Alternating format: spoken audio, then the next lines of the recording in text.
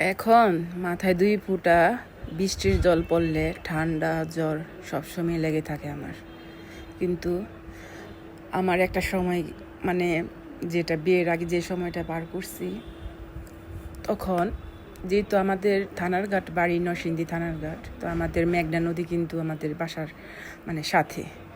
তো আমার বরাবরই আমার ফ্যামিলি থেকে সবসময় নদীতে যাওয়ার জন্য তারা বাধা দিত, মানে যেতে পারবো না, তাদের এটা অবজেকশন ছিল। কিন্তু আমাদের এলাকায় আমার সমবয়সী ছোট বড় বা আমার সমবয়সী আমরা অনেক ছেলে মেয়ে ছিলাম। তো আমাদের একটা নির্দিষ্ট টাইম থাকতো যে নদীতে যাব, স্নান করব এরকম।